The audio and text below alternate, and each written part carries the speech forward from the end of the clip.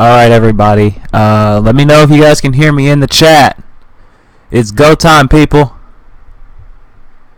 I don't normally do these, so you guys better let everyone know that we're live. So, yeah.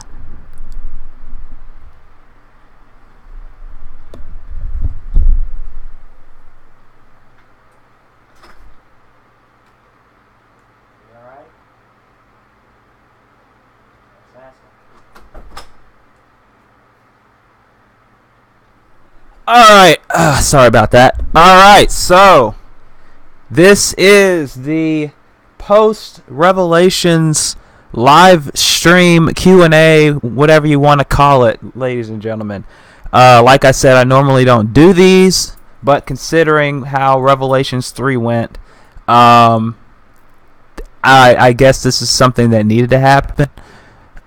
This is out of character, by the way. This isn't like, this is D-Wall the character. This is like out of character, kind of a behind-the-scenes kind of look at things and kind of a chance for you guys to talk about Revelations. And for you guys that are going to be watching this after the stream when it's posted on YouTube, this is going to be the video where you guys can post your comments on the show, and I better put this in the description too.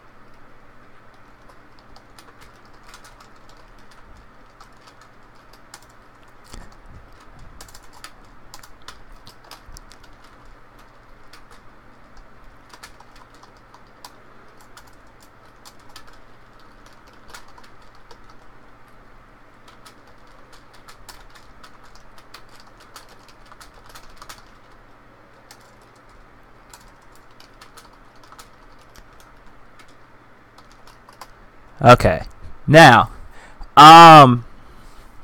so Revelations 3, it was probably the biggest.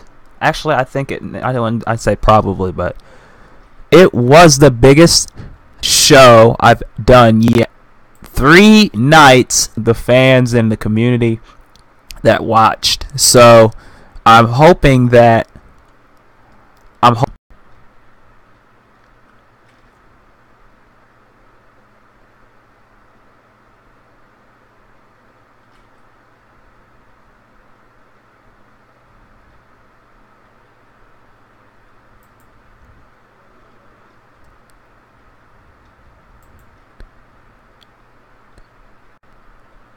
Okay, I don't know what happened there.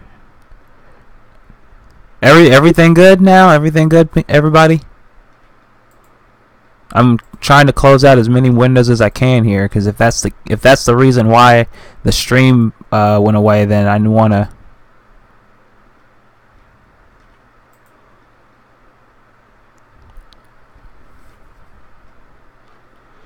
Okay. What I was saying is, I'm glad you guys were entertained by the show. I'm glad you guys liked it. So I guess, going match by match, obviously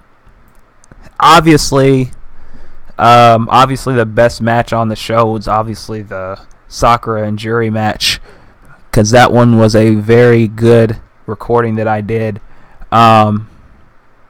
and I'm glad that the match turned out the way that it did. I tried to make that a big deal because it really kind of was a big deal, but so what'd you guys think of how that match went? I guess we should just start with that and just leave the other thing for later, but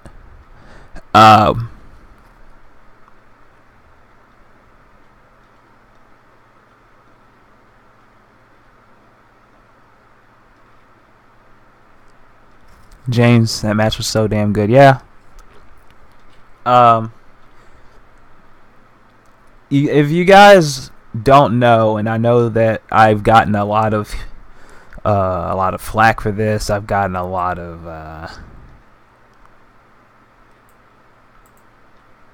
I've gotten a lot of criticism for this, but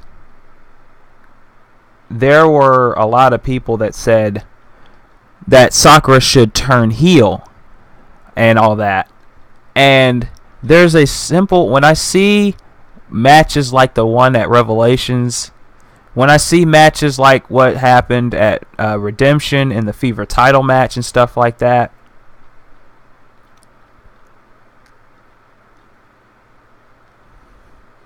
then it makes me glad that I didn't.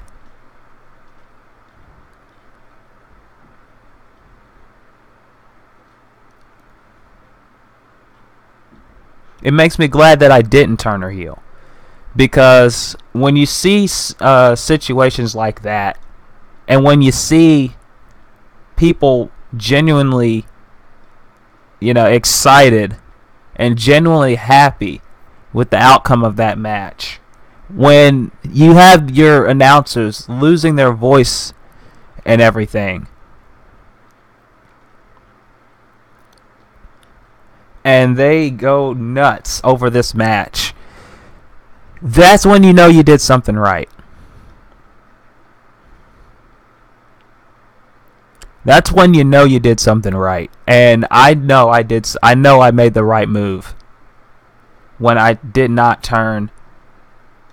I did not turn Sakura heel. Now about Juri, on the other hand, Juri is not really. It's hard to say. You can say that she's a heel, but at the same time, it was kind of a thing where the and like I said, this is the behind the scenes thing you guys don't get to hear most often. But this is one of the things. This is one of the times where I'm going to open up and kind of let you know the backstory of things like that. The feud between Juri and Sakura was mostly about Juri not respecting Sakura because she felt like Sakura wasn't up to her level, up to Reiko's level,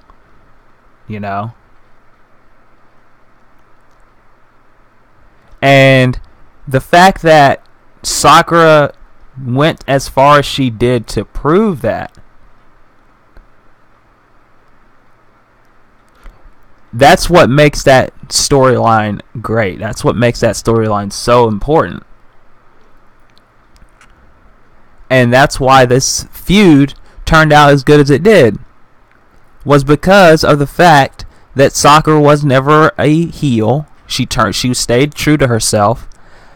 And Juri was just always saying, "Hey, you're not on my level. You're still the same rookie you used to be. You're still the same little girl that was the whole pop princess that just cared about her image, just cared about the spotlight."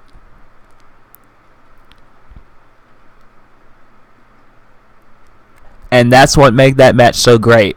It was Juri's conviction to know that Sakura was not as good as she said she was, and it was Sakura's ambition to be the best. And that's what made that match so great. And I really enjoyed it. I'm glad everybody else enjoyed it. And now I'm going to get to what I'm going to get to in a second, which is the I'm going to bounce around a lot in this thing. So if I bounce around a lot from night 3 to night 1 to night 2 to night 3, then yeah, 44 Germans. It was gonna be more than that, but then then Eddie counted. He let me know the other night. He counted. It was like 2 minutes and 38 seconds of suplexes, and I'm like, if I let that go on, it'll probably be another 5 minutes. And yeah, you guys would have enjoyed it, but you guys would have probably fell asleep. By the time you woke up, there'd still be Germans. So I'm not gonna put you guys through that. So, yeah. But yeah, that was the highlight of that match.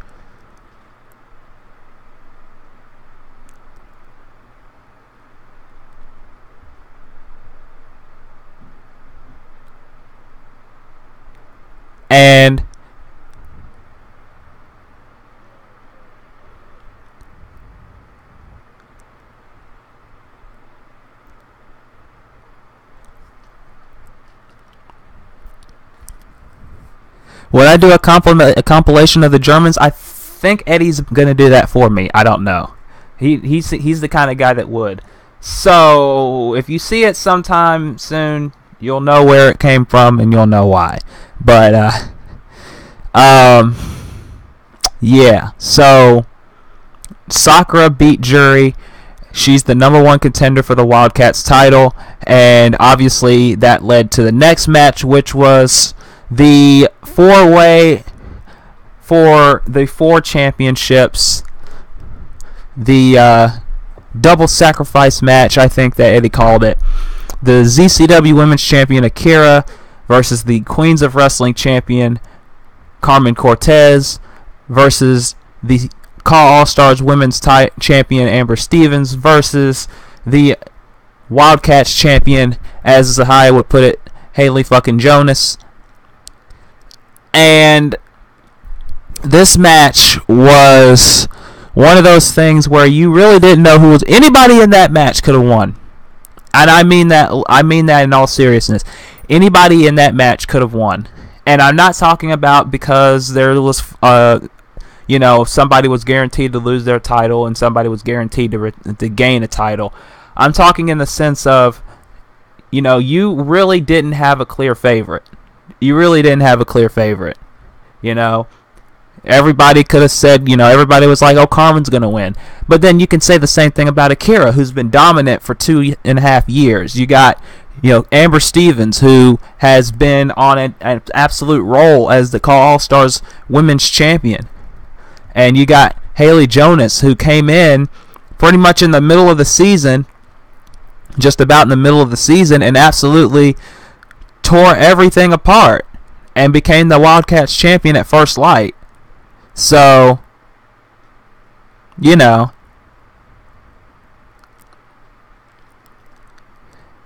look, VPOC's here. But yeah, Amber disappeared after she battled Akira on the stage, and then all of a sudden Akira is attacked by some masked woman. So you guys are gonna have to find out who that is next season.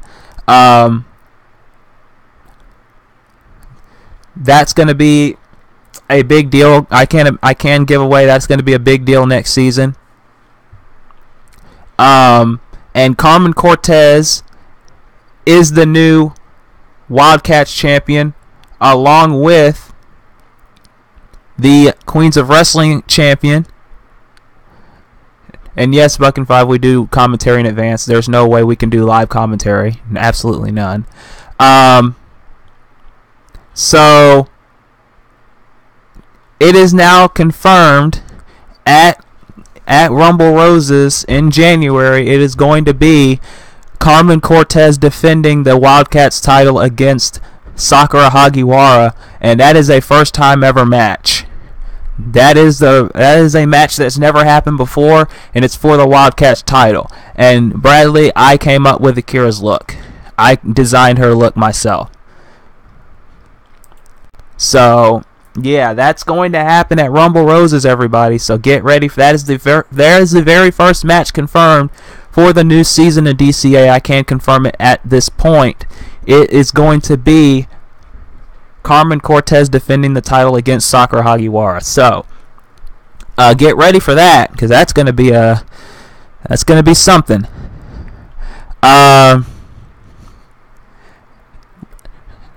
Buck and Five, will Carmen Sakura be a straight up match, or will it have a stipulation? You're just going to have to wait and see.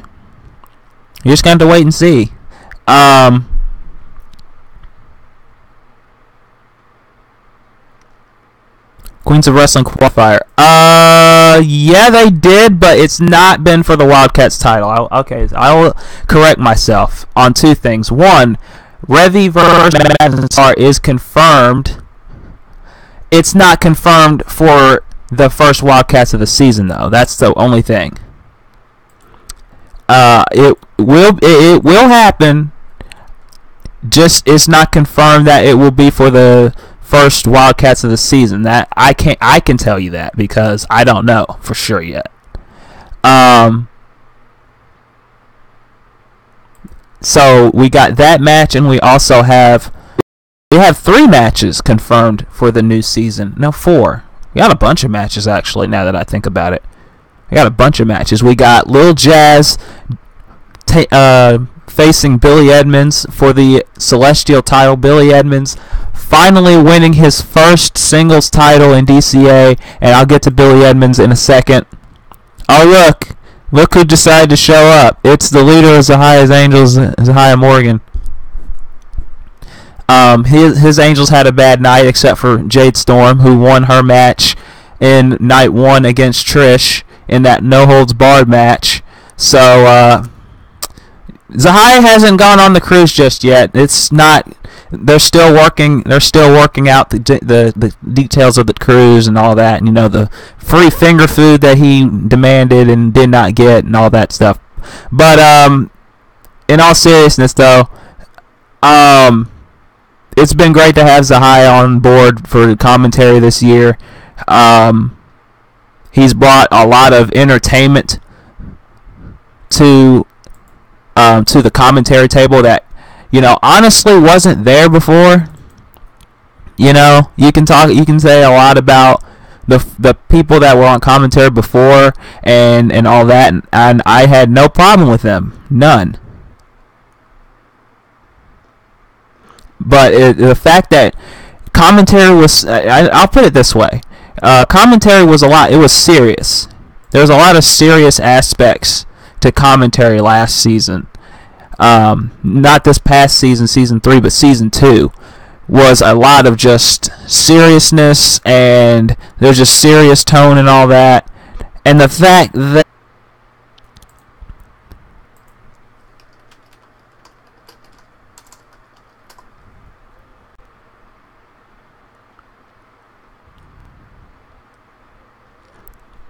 everything good?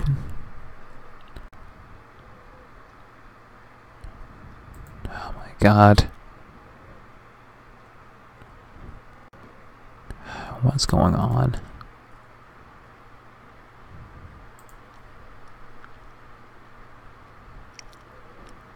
Okay.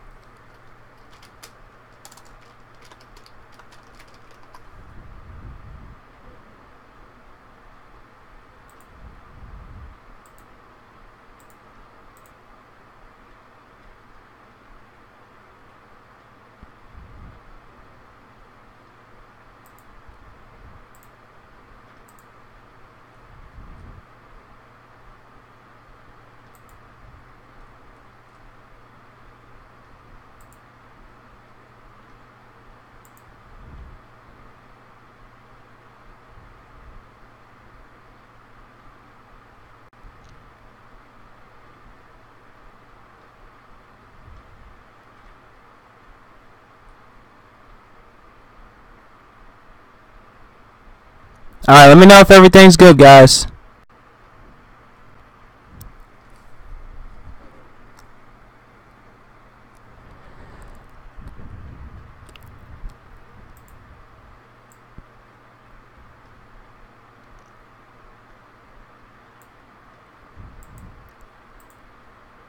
Yeah, let me know if everything's good. Alright.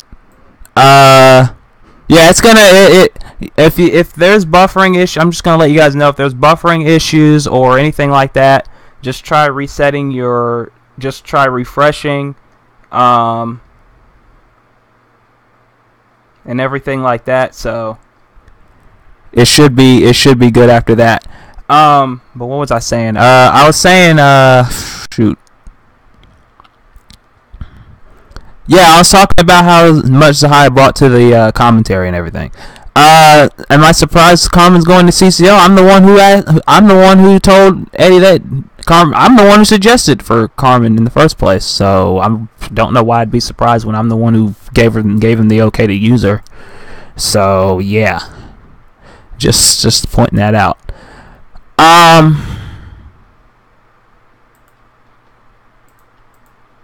So, what else happened on Revelations? Well, the ring broke. The ring broke. There's that.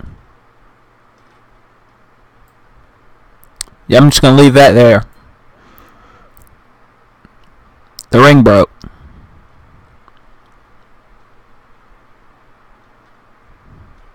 Yeah. Yeah, the ring broke. What the hell's going on with the Yukimura family? That saga's, I can let you know right now that saga's not over. Yeah, that's all I'm gonna say. It's not over.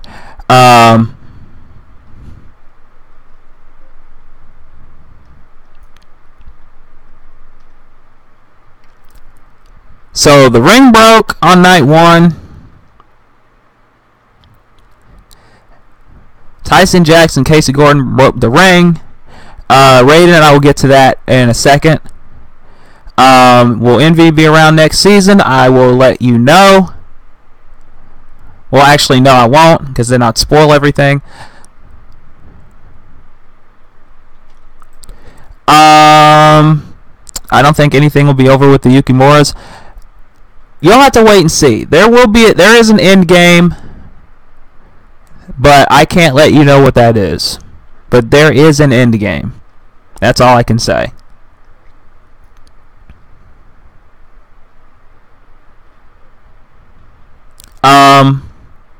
Swift Funk, despite VPOC's consistent pleas, are now the new DCA, I guess you can call it the Takedown Tag Team Champions, but I don't call it that because why would I? But yeah, they are the new Tag Team Champions. And here's what's funny. He can cry. He says the Big Bang Theory are so great and all that, but yeah, he has a problem with Swift Funk. I just want to point that out. But Swift Funk, they are the new Tag Team Champions. Andre Barnett and Antoine Wright with Janet and the Funkmeister. They are the new champions, and they will face Future Foundation at a later date for those titles. So a rematch from Takedown a couple of weeks ago for the tag team titles. So that will take place. ACO, did we see a double turn for the Lagoon Company? I will get to that in a second.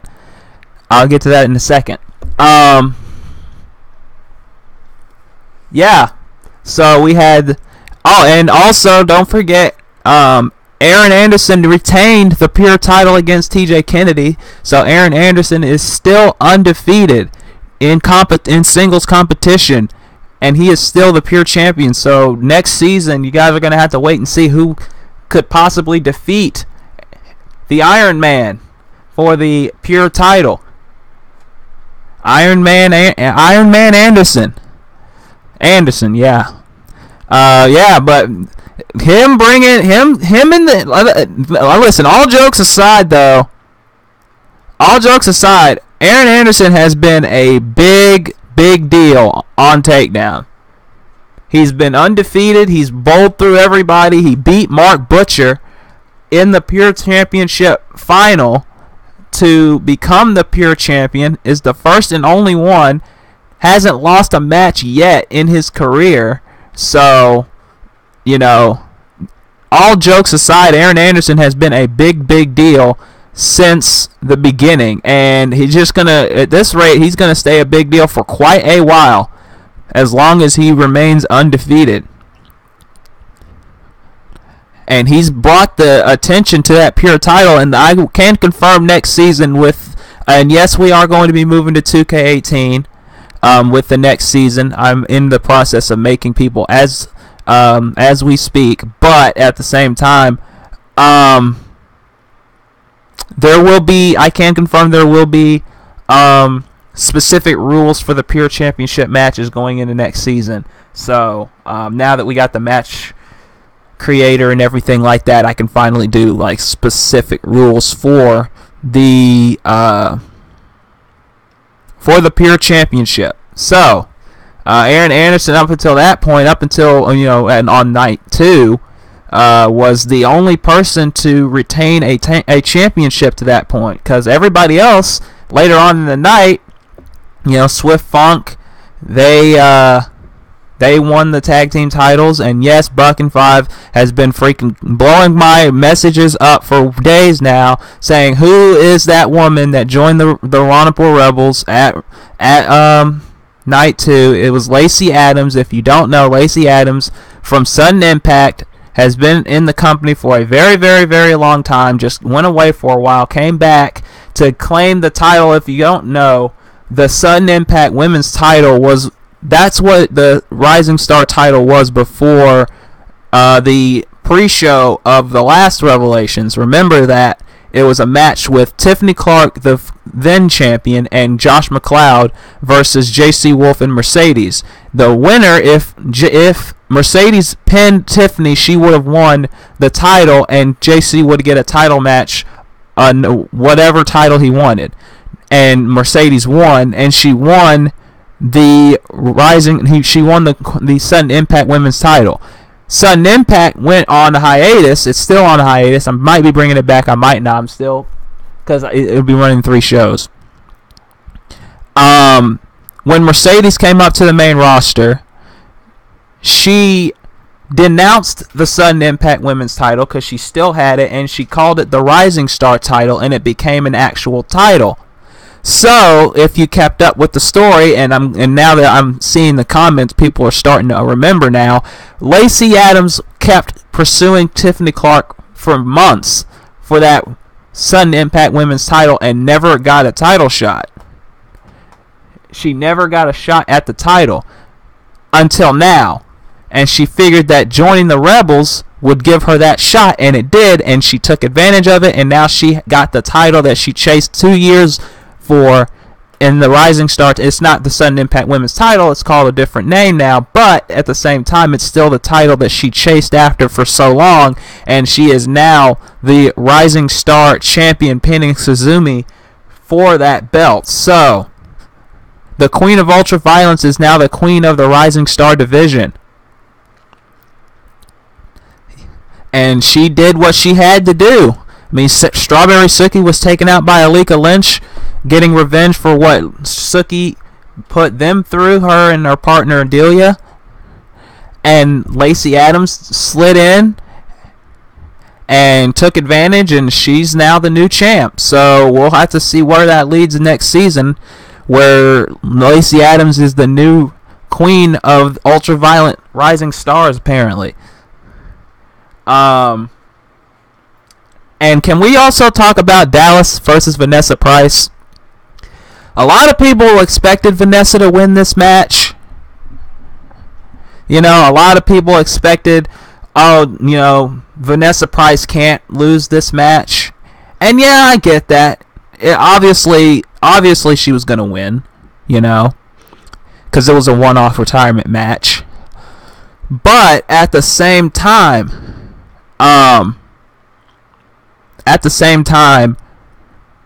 I wanted to make that match something. I didn't want it to just be some good old retirement match for Dallas. No, I'm not gonna do something like that. When the whole Morgan thing was an accident, that was something that I did not expect to happen, but I turned it around in my favor, and I asked Eddie for a favor, and it worked out. It worked out. And, Dallas, first ever CCL Women's Champion, Vanessa Price, first ever and the only one, the two-time Women's Champion, the two-time Wildcats Champion. That was a dream match. Yeah, a lot of people thought it was a dream match, and it was a dream match. And I made it like that, and it turned out really, really good. And you can tell, and when you remember when you remember Eddie on that commentary table after that match, he was legitimately speechless because he didn't expect what I did in that match. He didn't expect Dallas to get as much offense. He didn't expect Dallas to go as long as she did. He didn't expect Dallas to put up as much of a fight. And he didn't expect the match that he got. And he didn't expect what happened at the end after the match was over when the crowd was chanting, "You still got it," at Dallas. And the wrestlers coming up to the ramp and congratulating her and all that. Yeah, she did wrestle at a Call All Stars event, but that was 2 years ago. He pointed this out on the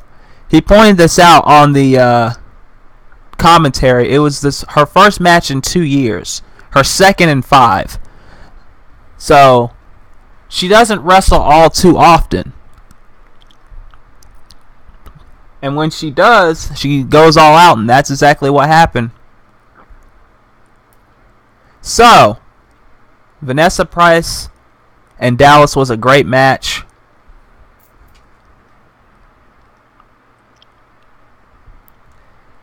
Call All Stars was good.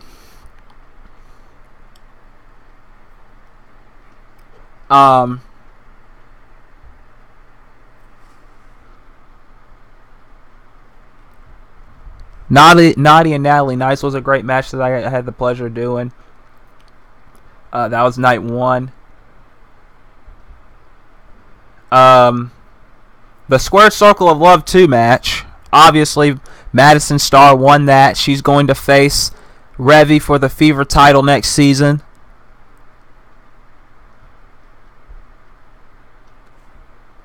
Madison Starr, who didn't really get a lot of momentum last season. She was pretty much the odd woman out. I mean, everybody was talking about Elizabeth Priza, ZCW Women's Champion.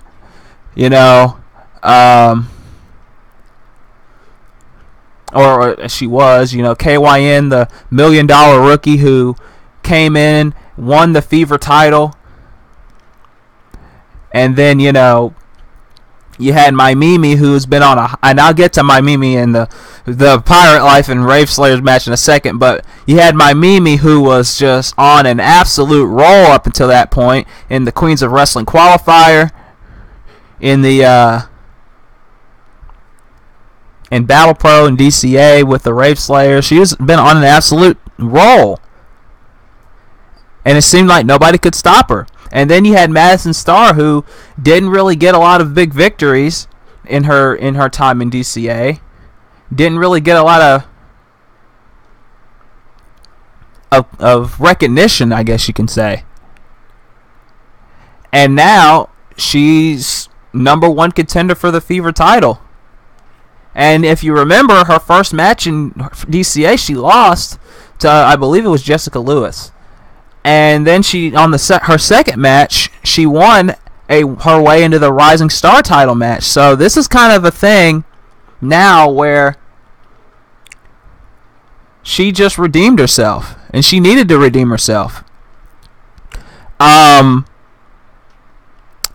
She won a match. She won an opportunity at DXD. DXD is not the next event. It's actually Rumble Roses. Rumble Roses is the next. Is going to be the first Wildcats event of season 4. Not DXD. So, if anything, the match will probably take place there. But yeah, add Jade to the Square Circle of Love. If I have another one, then she might.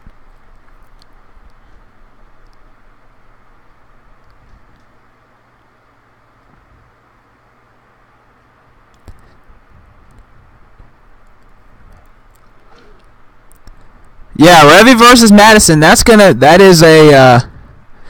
an interesting match, to say the least.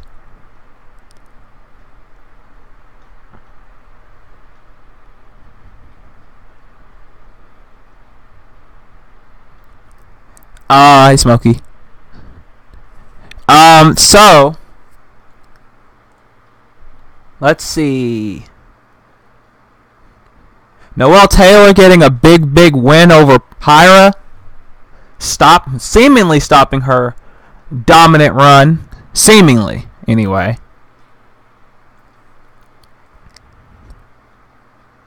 So Noelle looking to be a big deal next season as well. The rumor that Sakura may join the Lagoon Company. You have to wait and see. I heard Pyra and Nadi are leaving DCA. You'll have to see about that too. I can't give anything away. I can tell you, I can give you some backstage stuff, but I can't give away any spoilers or anything. Obviously, I'm not going to do that.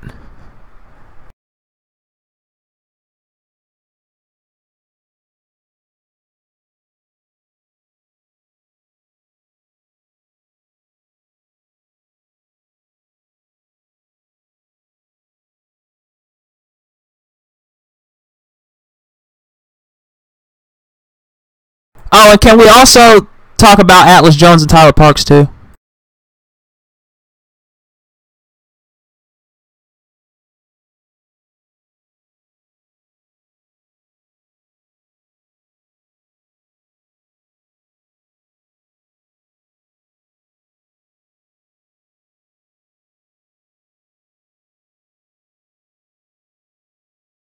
Can we talk about Atlas Jones and Tyler Parks real quick and what I did for that?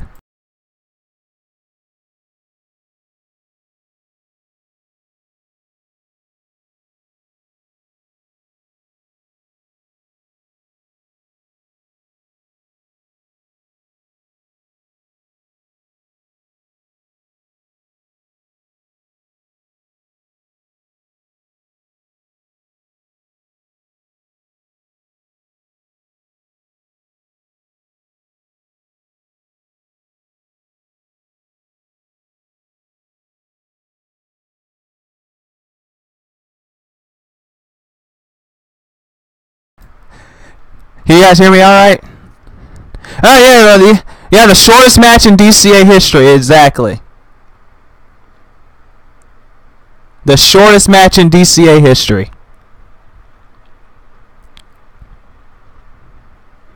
That's exactly what it was because that's exactly what I wanted it to be. Yep.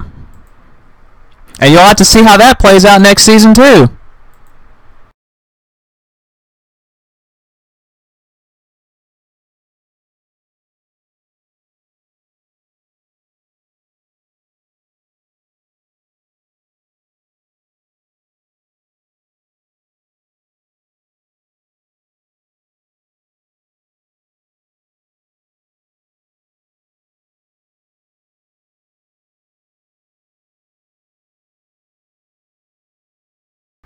Yeah, VPOC had to do a lap, yeah. 2 laps, actually. Eddie was on a... Can we also point out the fact... Brandon, you need to see what the match was, and if you understood what the storyline has been for the last couple of weeks and months, actually the whole season, then you'll understand why it went down the way it went down. And I've never done a match like that.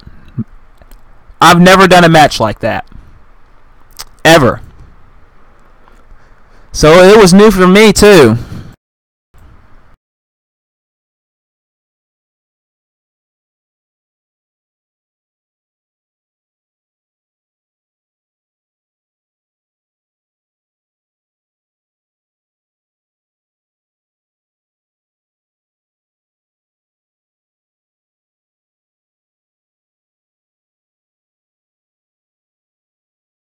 Oh, it was. Just watch the season 2 premiere. Watch the season 2 premiere, and you'll understand exactly why. Also, night 2, the main event of night 2 was Smokey versus AJ Young in a personal match.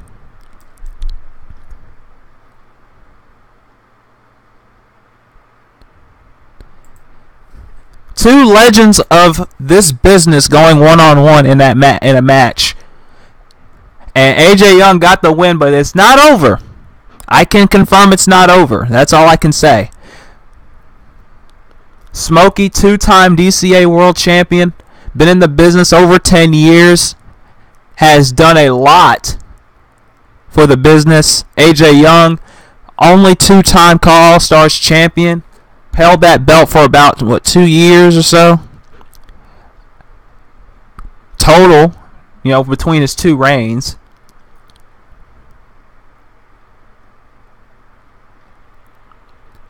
Was the Great D losing the first heel going over on the show?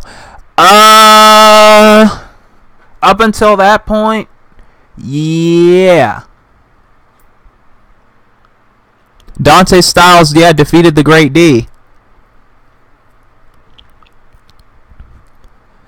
So you gotta wonder where that's gonna go.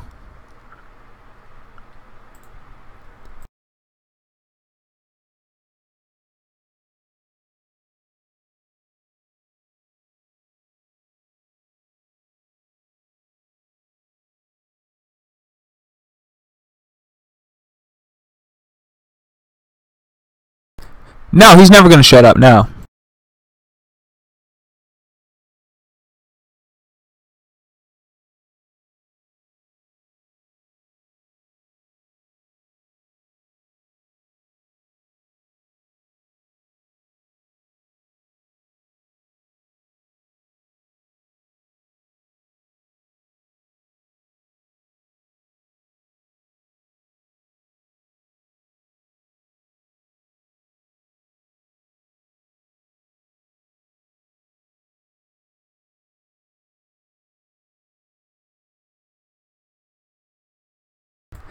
And let's see what else happened before I get to the big thing. Lightning and Danny Gibbons was a great match. Can we just say that? Lightning and Danny Gibbons, I believe that was on night 2.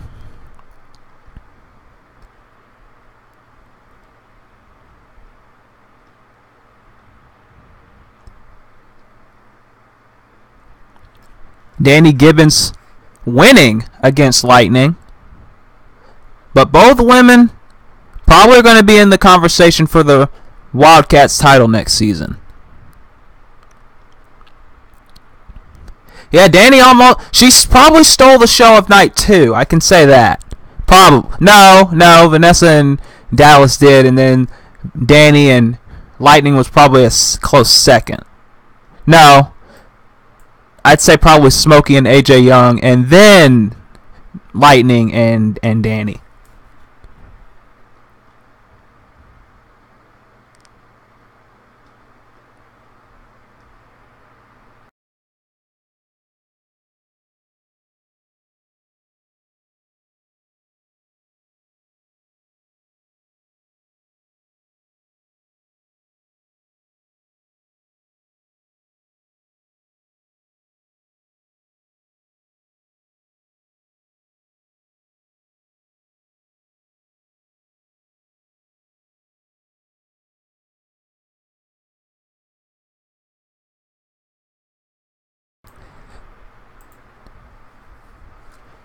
And then, let's see. Yeah, I'm sorry. Like I said, I was going to go all over the place with this. I told you I was going to go all over the place. I told you Billy Edmonds won the Celestial title. That was on night 3. Yeah, we'll get to that in a second, too. Yeah, Billy Edmonds winning his first singles title in his career on night 3, the opening match of night 3, defeating JC Wolf. And remember, I didn't mention this, but the board of directors put an edict on every title match that there was no rematch clauses for champions. So that means that the champions don't get their rematch clauses. So that means that all the champions that lost at Revelations are going to have to go back to the bottom of the ladder. So, just pointing that out.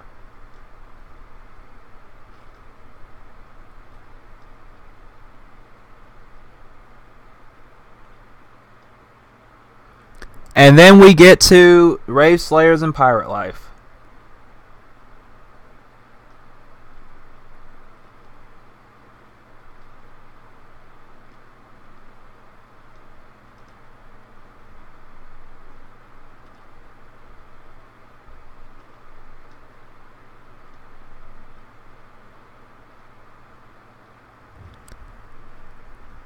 Rave Slayers and Pirate Life. The match that made Zahia flip-flop more times than... Well, anyway. So, that match...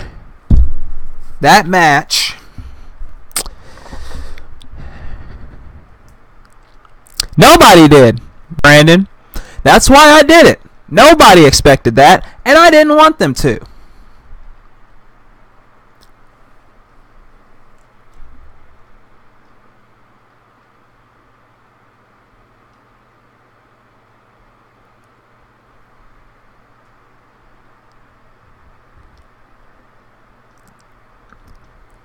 Yeah, my Mimi is kind of like been a star on the rise, but I will point this out, and this is going to be sort of kind of spoiler, not really. Keep your eye on Aubrey Williams next season. She'll be just on the same level as my Mimi. I will point that out. Aubrey Williams, Lethal and Sweet herself, has been on the roster for about 2 years now. So she's not if you saw her match with Mari Pond on the second to last Wildcats of the season, you'll know that she's not somebody that you can just write off so quickly. James is right. Don't sleep on Aubrey Williams. She is a big she will be a big deal. You know? And yes, even pirates have to repent.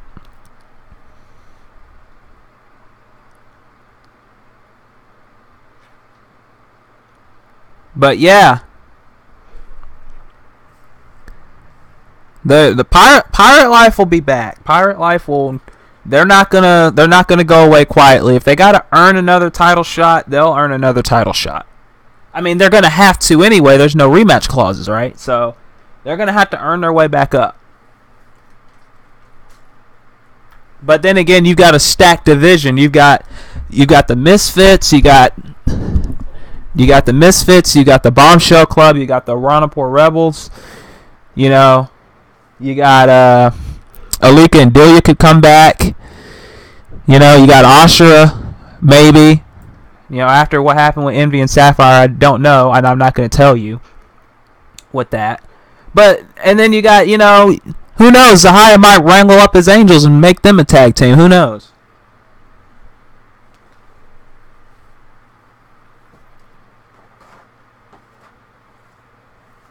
And here's the thing. You guys need to know, too. At the end of that match, Eddie said, you know, they ran through every team. They ran through every team in the division, mostly. So that should say, you know, he said they may have to go outside the box for a team. Maybe. I'm not going to say, but anything's possible in DCA, especially the last 2 years.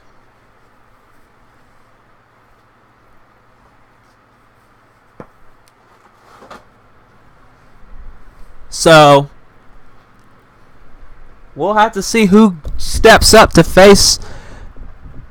You know, we'll have to see who can step up and face the dominant, undefeated Rave Slayers for those Wildcats tag team titles.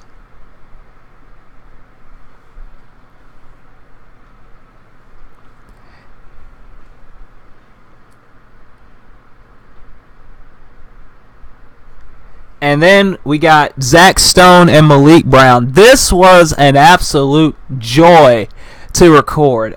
I told... Backstory here. I told Malik, I said I was going to make this match a big thing. And it was. And I was pleasantly surprised with the reaction that has my Mimi lost this season at all? She did in the Queens of Wrestling tournament. I don't know if there was any singles matches on Wildcats. I can't say. But yeah, that match was great. It was one of those. I took a page out of the Highest playbook and really just went all in on the editing style, and it was freaking. It was nuts.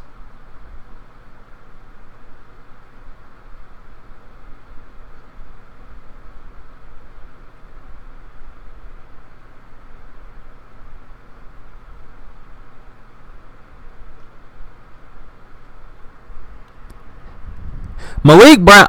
Let me put it this way. When I said to Malik, like legit, that he was like talking to me about getting his character into DCA and everything like that, and then we were talking about, you know, just making him a big deal and all the things that we did.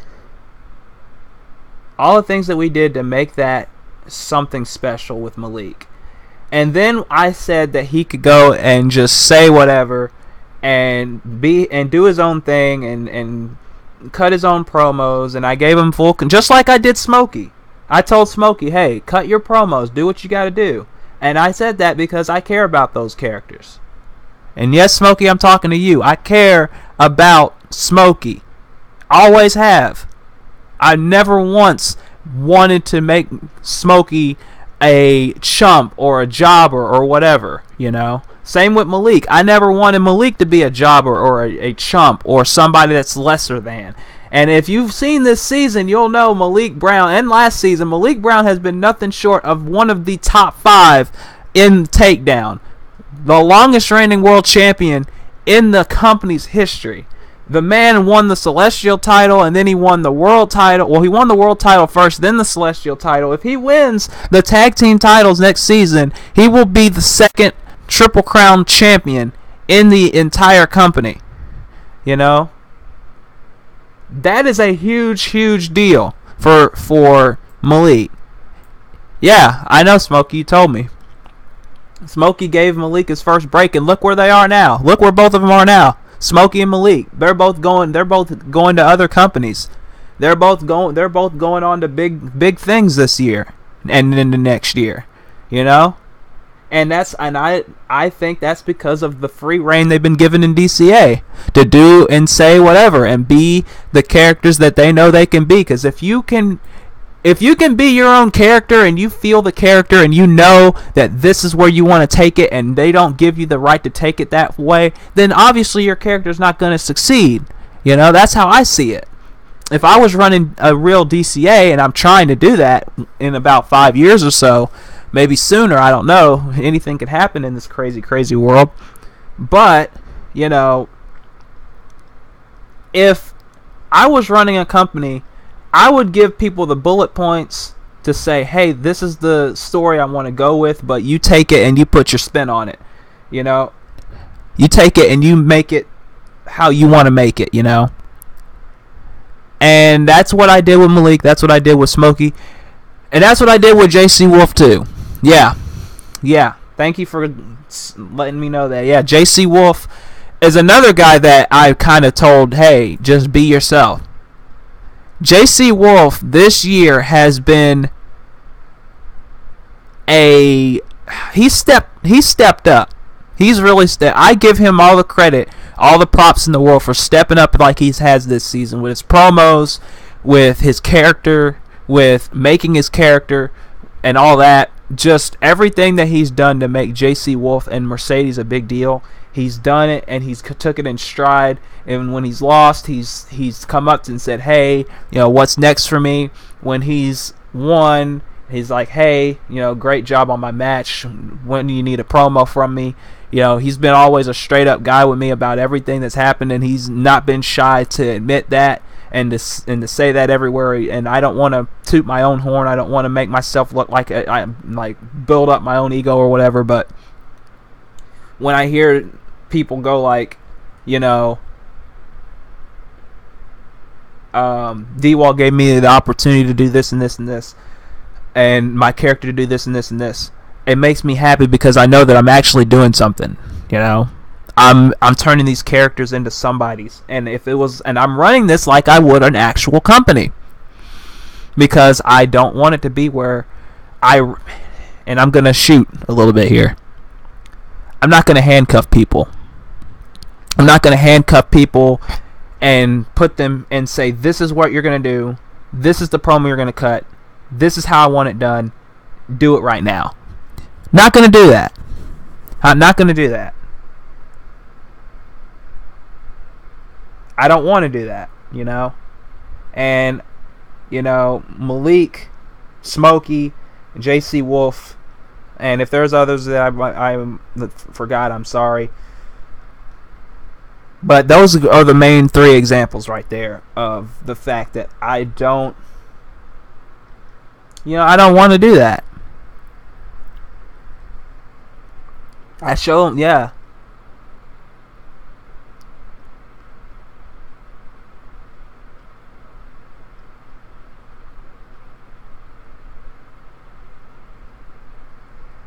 Free reign, yeah, and respect. I like that. I like how you put that, James. I agree 100%. JC Wolf and Mercedes will be in 2K18. They will be on the roster still. Mercedes, I took her out for storyline because of the things she went through in CCO with Akira.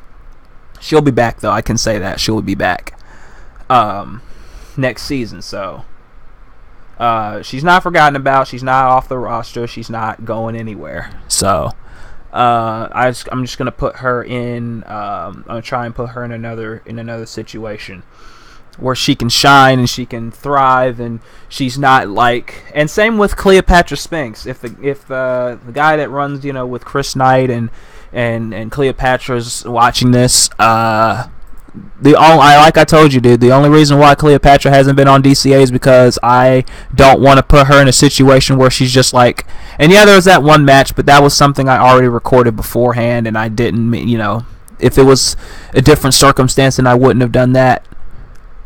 But, I just want to put them in a spot where I know that they can shine.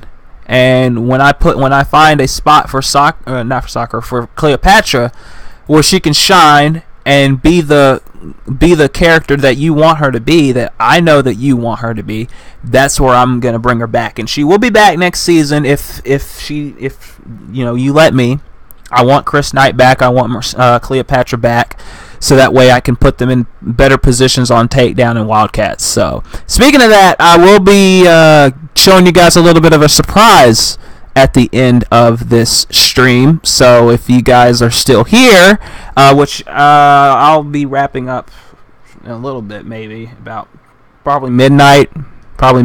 It's a respectable time. Midnight my time, anyway. But I will, before the end of this stream, I will be showing you guys a little bit of a teaser for the next season, so look forward to that. But now we talked about Sakura and Juri, obviously. We talked about. I'm trying to make sure I didn't miss anything here. Nope, I don't think so. So that means we're gonna get down to the main event. The main event of Revelations 3, the entire 3-night card, the big Doomsday Chamber match for the DCA World Title and for control of the company. This storyline that I have done, that I honestly took from the first ever Revelations all the way to now, has been the best thing I've ever done ever. I took you talk about turning a negative into a positive. I turned a negative into an absolute godsend of a positive. Because, to be fair, Revelations Last Rites wasn't the best show in the world. I admit that. It's been done and talked about over and over and over and over and over. So I don't want to go into it anymore. I don't want to talk about it anymore. It's old stuff. It's old. It's in the past. It's over with. Done. Blah, blah, blah. But the DCA takeover, the DCA, no control, no order, if there was a living, breathing commissioner, all that kind of stuff. That stuff actually took DCA to levels that it never really could have went if it just ended with last rites. I'm glad it went the way that it did. I'm still glad it did. But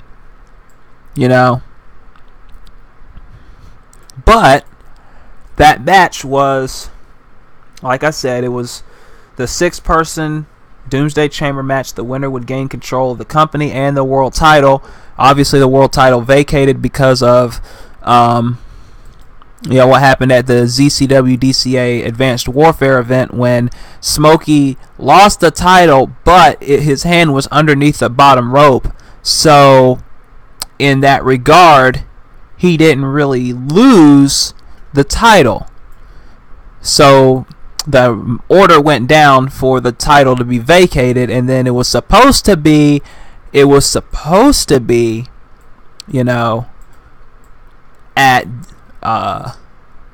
Gateway to Heaven, it was supposed to be a fatal 4-way for the world title. That's what happened, but it broke down into All Out Chaos, which led to the Doomsday Chamber match.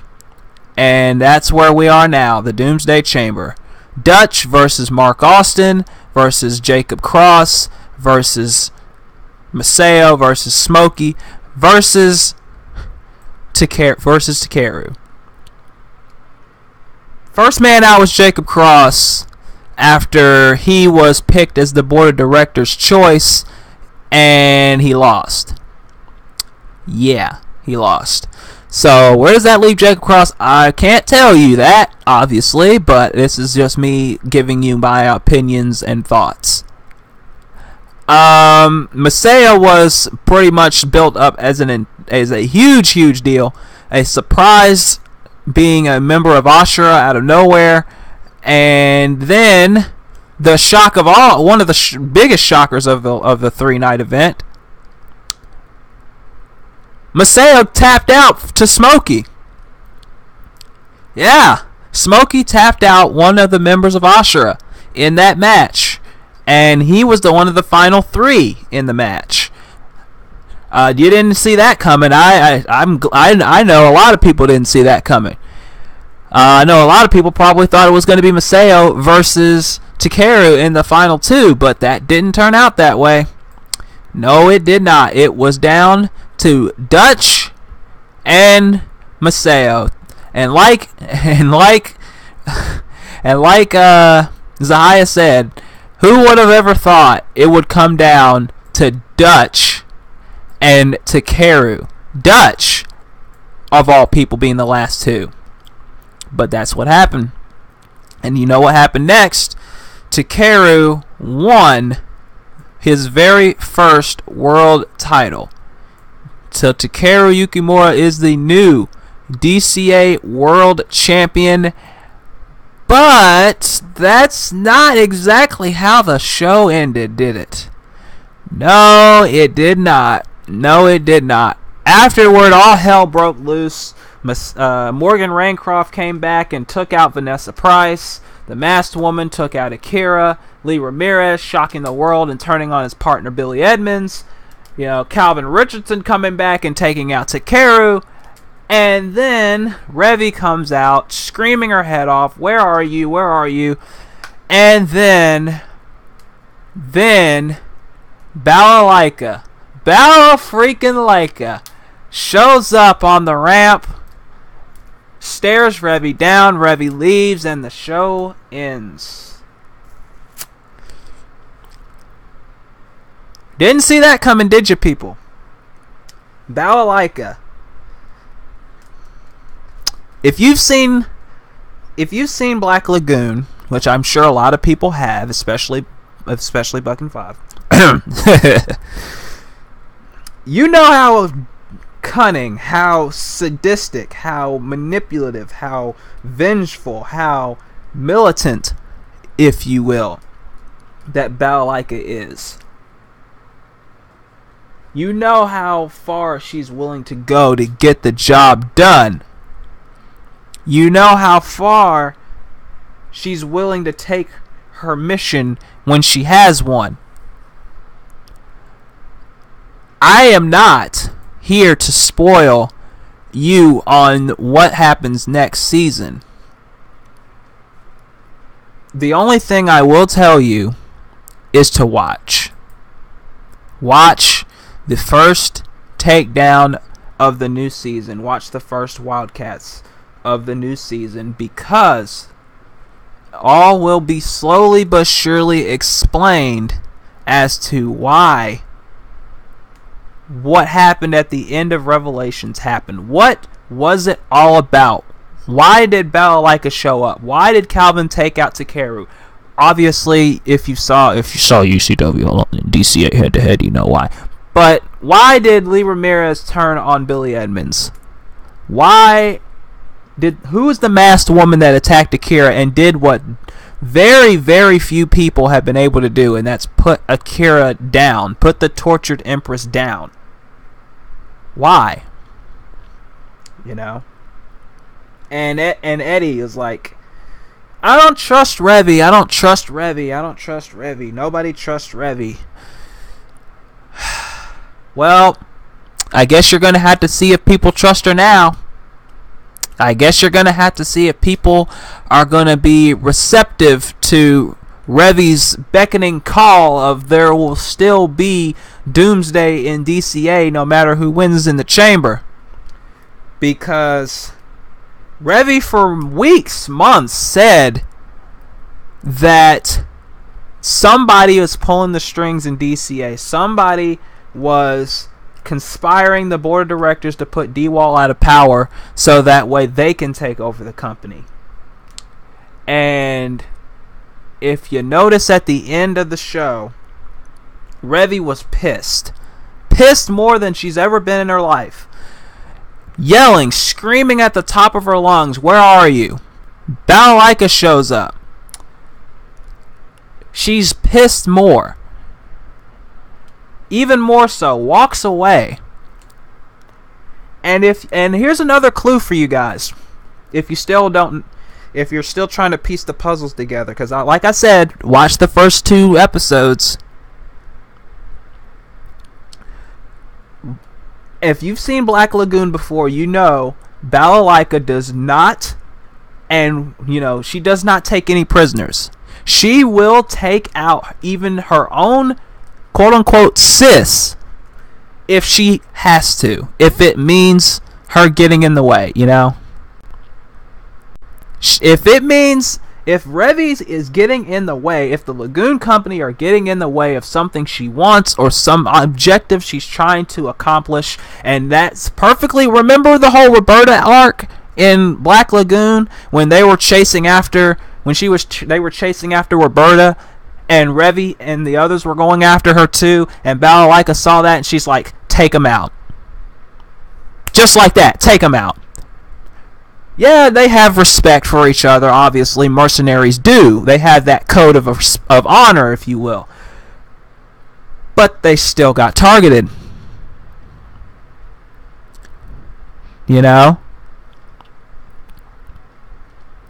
So that could happen in this situation. Eddie might be completely wrong. He might be right. Maybe Revy is in on it, but maybe he's wrong, and Revy isn't in on it. And maybe this is just a big, gigantic mission from Balalaika.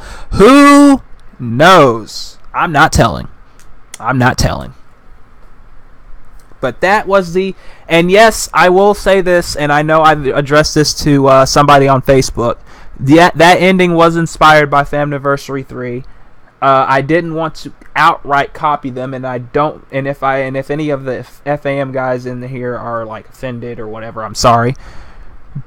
But that ending was so damn good, and it fit. And honestly, it fit into the plan that I had anyway. This was always going to be the end goal. This wasn't something that I had planned out a day in advance or a month in advance. Because remember, Famniversary aired right after I recorded Revelations anyway. But the ending of Revelations was always supposed to be how it turned out, with Balalaika showing up at the end. The whole roster coming in and getting taken out, that was something that I did in post because of how great that ending of Anniversary was. But I didn't want to copy them because I didn't want to offend them. I didn't want to copy them straight up. I didn't want to do any of that stuff. But the whole backstage locker room thing was something that was the only thing I took from that. The only thing I took from that. So Eddie knows more than we know. Actually, he doesn't. I haven't told him what happens next season. Here's the thing. I take the approach, and brilliant Brian Henniger would tell you this. I take the approach of Jim Ross, when Jim Ross commentated, and Jim Ross always was the kind of guy that didn't want to look at spoilers. He didn't want to look at what happens on the show because he wanted to genuinely be surprised when what happened on the show happened. That's how I take it with DCA. I don't let the commentators know. The only people that know what happens in DCA are myself and Malik, because we are the only two booking the show. And I don't tell the commentators what happens. Never have. Because I don't want to I don't want them to know what happens and then they pretend to be shocked when things happen. They pretend to be excited when things happen. And that started at Proving Ground 2 when Pyra showed up, Amber showed up. Hang on a second. There we go. Sorry about that. Pressed the wrong button on my computer. When Revy showed up, when all these surprises happen in DCA, that's a genuine reaction that you get on commentary. Because I don't tell them. I don't want to tell them. I don't want to tell you guys. Because then what's the fun in it? What's the fun in knowing what happens?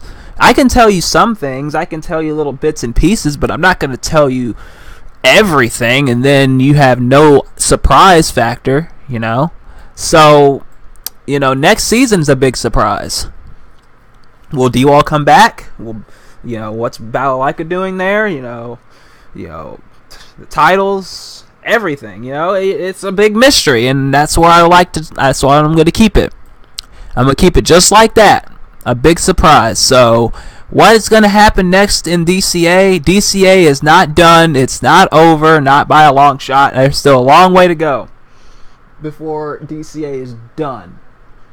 And if it was up to my girlfriend, she'd have me keep doing it for as long as I can because she likes me having fun with it. So, yeah. So, and I have fun recording. I have fun recording, making people, doing all the things that I do. I have fun. It's a joy.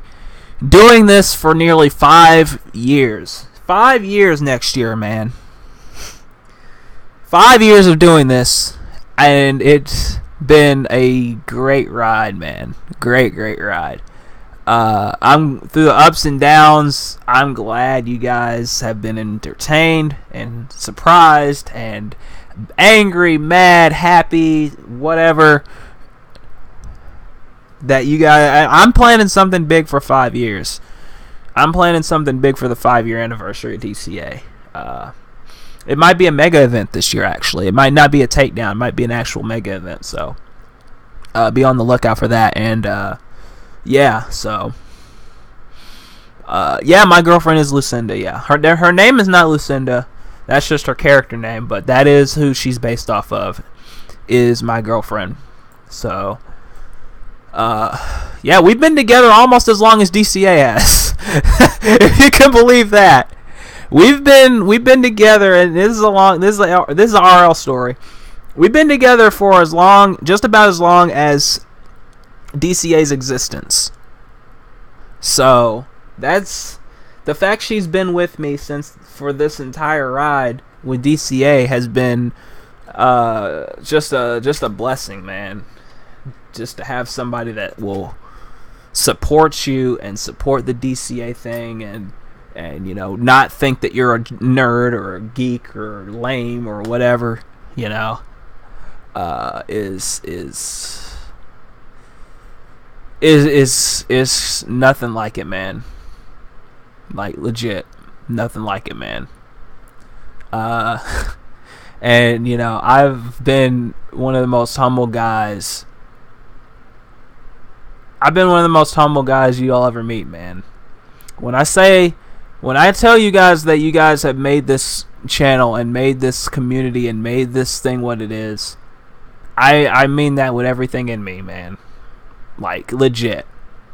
I don't say that to say, oh, I'm a nice guy. You know, I don't say that to, you know, play myself up or make myself out to be something I'm not or someone I'm not. When I say that you guys have made this what it is, you have made this what it is because you guys could have left after Last Rites. The old school guys, the old school guys that have been here since day one, you could have left after Last Rites was over, after all that drama that took place, all the aftermath. You could have just said, screw this place, screw DCA, they don't know how to book people, he doesn't listen to ideas, blah, blah, blah, I don't want to watch anymore. But you stayed. The new people could have said, man, this show sucks. There's who's Sakura you are anyway. Nobody wants to see any anime people in this league. It was supposed to be original, blah, blah, blah. I don't want you. And you stayed. You know, through everybody that's come and gone, characters that have come and gone, everything like that, you know, and I said it on Twitter.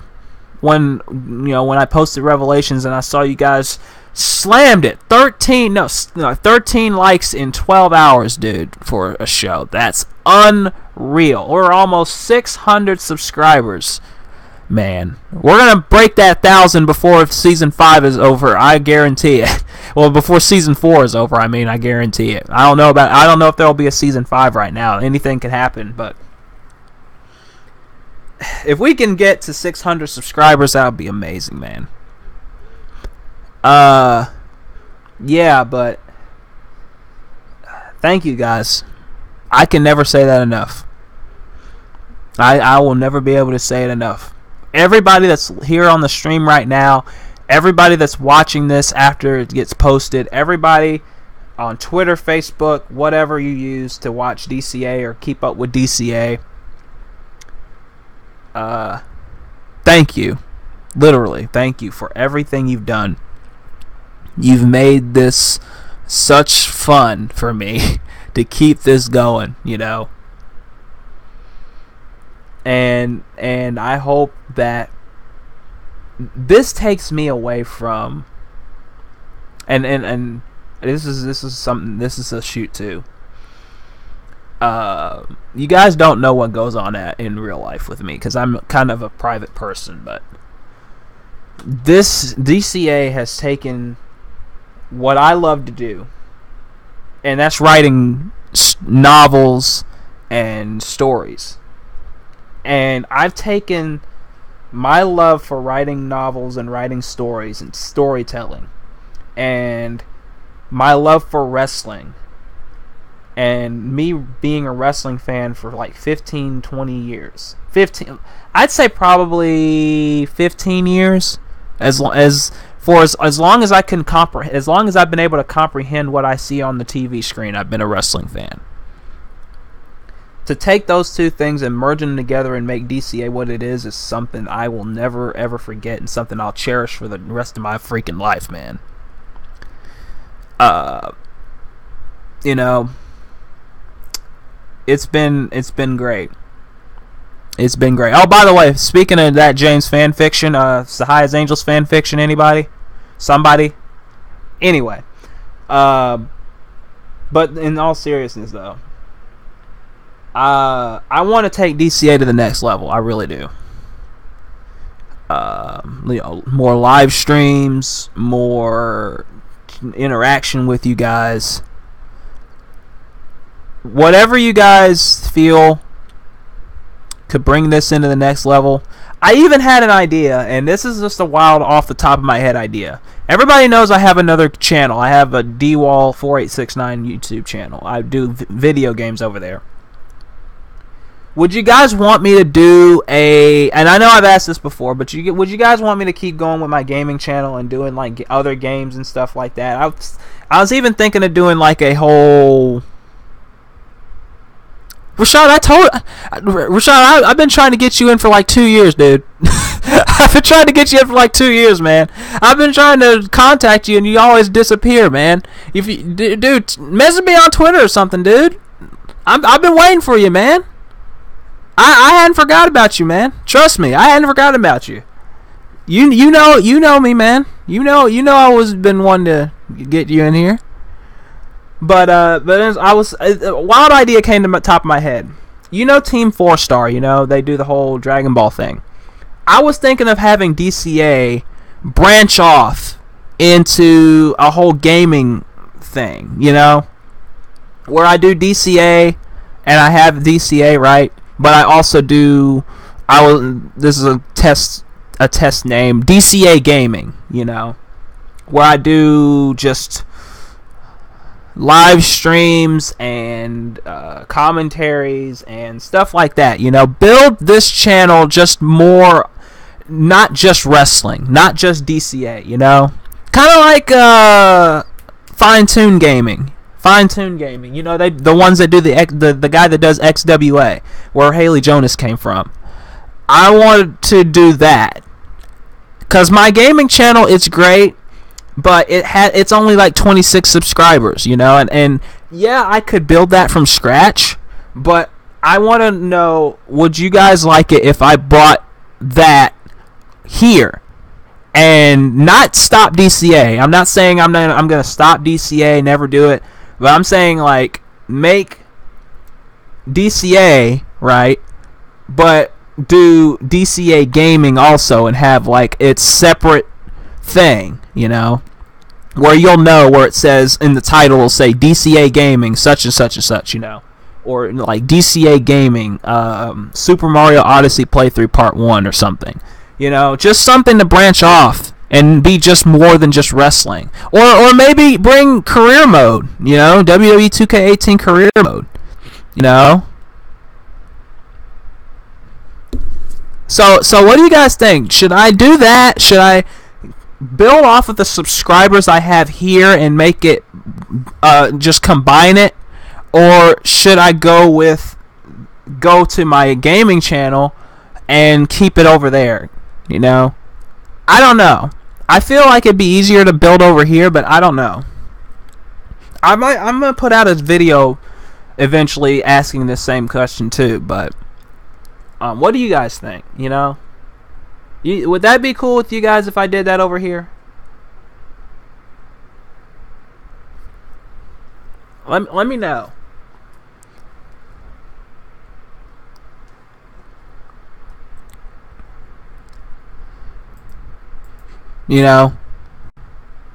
And I'd just turn it from I'd turn it from, it wouldn't, like, the channel would stay the same, all that, but it wouldn't say DCA Wrestling anymore. It would say DCA Gaming. It'd say DCA. It would just, the only thing that would change really is it wouldn't be wrestling anymore. It'd be DCA Gaming. And if somebody could make a logo for that, that would be awesome. So that way I don't use the DCA logo anymore. I'd use something that I could branch off and market and all that stuff, Or,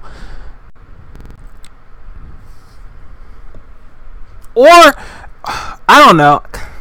I could do that on the other channel, but, because see, the DCA doesn't get monetized, obviously. DCA content doesn't get monetized, obviously, because of copyright and whatever.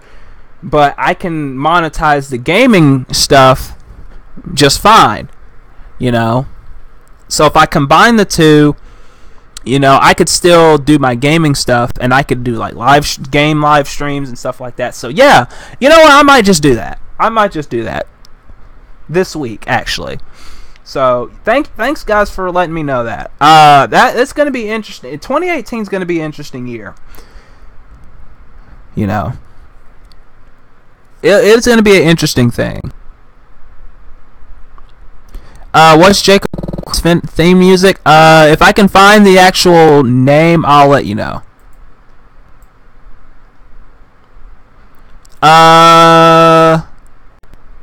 So you're gonna put gaming videos onto the DCA YouTube? Yeah. It's gonna have a different.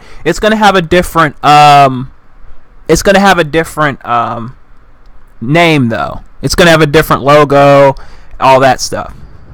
You know, thumbnails and stuff like that, or at least I'm gonna try to.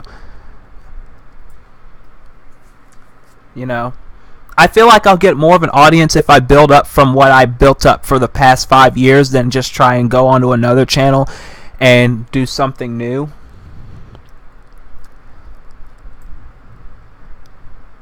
So look forward to that this very soon, because I'm trying to get a Nintendo Switch and I'm trying to, you know, record. I want to play Super Mario Odyssey so bad. I want to get Sonic Forces and play that. There's a lot of games I want to get and play, like Night 1 and whatever to stuff. So, you know,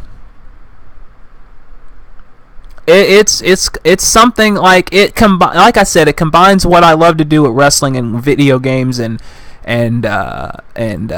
storytelling and all that, and gaming and everything, and putting it all into one big channel, you know. And maybe I can get people to come on and stream with me and talk with me and stuff like that. So, you know.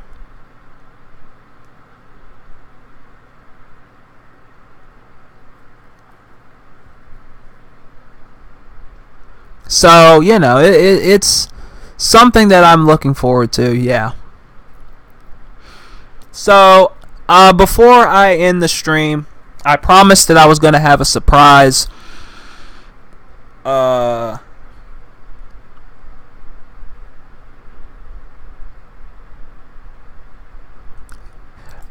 Chris, yeah, James, I'm on PS4. Chris, I'll let you know.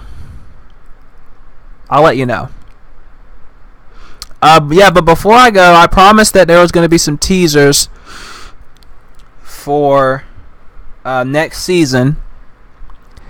And I do have the teaser.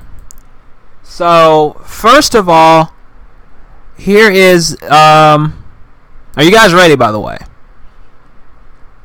Are you guys ready for this?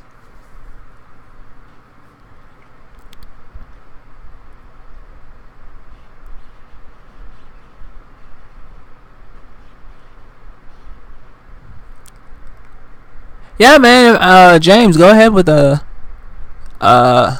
you know, message me first, man. You know the Twitter. Leave me your PSN. But yeah, so let's start with the first official poster for Rumble Roses.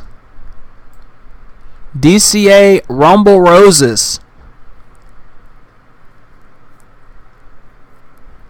Coming up January the 19th of next year, next season's first Wildcats mega event from the Intrust Bank Arena. And obviously Sakura Hagiwara will be in a match against Carmen Cortez for the Wildcats title, which is why she's on the front cover of the poster. So yeah, January 19th, Friday night. January 19th will be Rumble Roses. I can say that the Fever title may be on Revy versus Madison, maybe on the line on that show. No promises, but I will say that the first official match for Rumble Roses, guaranteed 100% will happen no matter what, is Carmen Cortez defending the Wildcats title, her first title defense against the strongest in the world, Sakura Hagiwara. First time ever that these two women are going to meet up in the ring. It's going to be a show-stealing match, you know. It's going to be a show-stealer. At least I will make sure it will be a show-stealer. Trust me. You know me. You know me, people. So, the second annual Rumble Roses. Yes, Matt. You should have learned this from last season.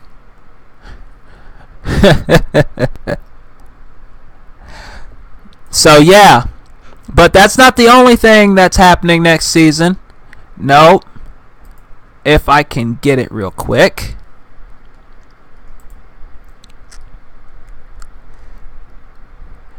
There's another... I talked about the first takedown of the new season. Well, I'm going to give you guys some something here.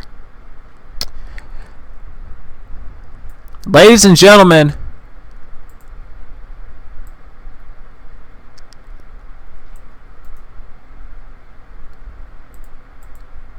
the first logo of DCA Takedown Season 4, people.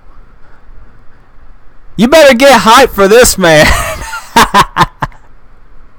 Yeah, Takedown Season 4. And yes, this year we will be celebrating the 5th anniversary of DCA. Yes, it is like 6 months early, but still, it's happening in June of next year.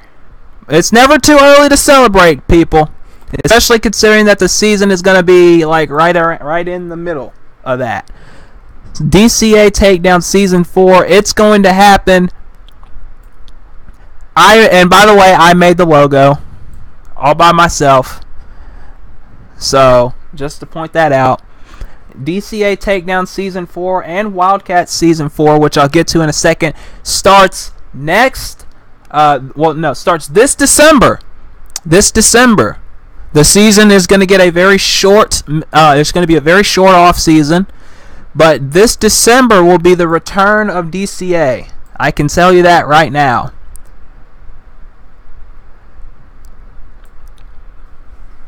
And there is already an opening video for Takedown Season 4.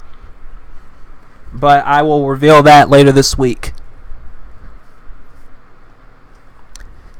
Yeah, it will be before Christmas, by the way, for anybody knowing. The Season 4 premiere will be before Christmas, not the week before Christmas or anything like that unless something happens, but it will be in December. Yeah.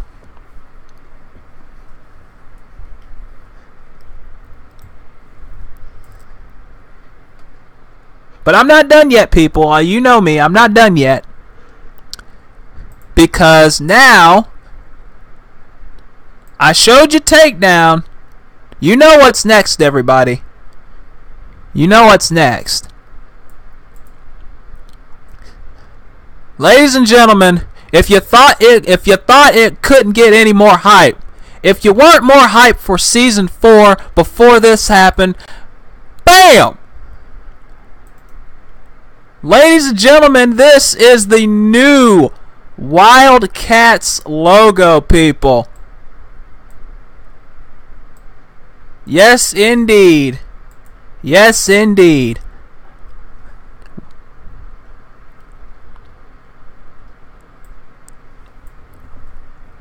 DCA Wildcats.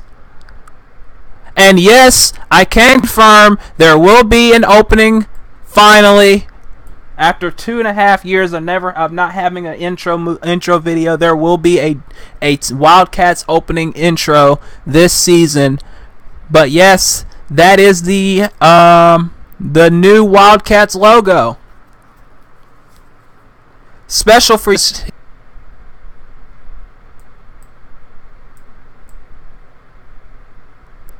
So yeah, this is what you can expect next season, people.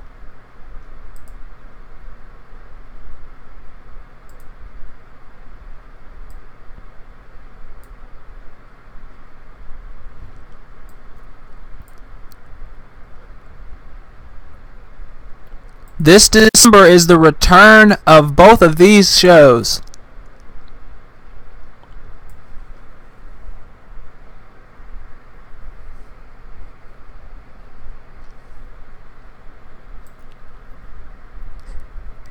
And it'll be the lead up to Rumble Roses and Survival. DCA Survival will be the first takedown mega event of the season.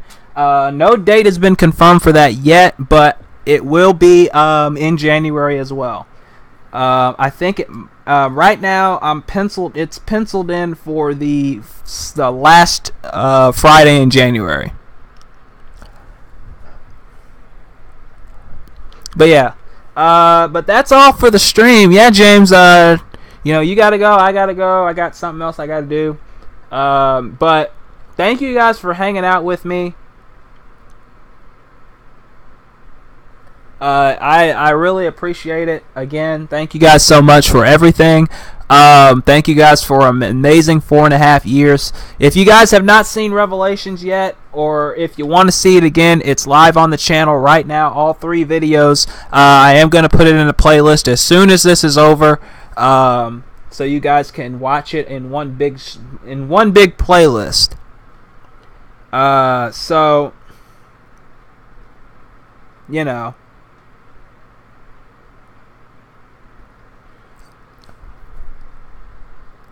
again, thank you guys, and get ready for December. It's a month and a week or 2 maybe away.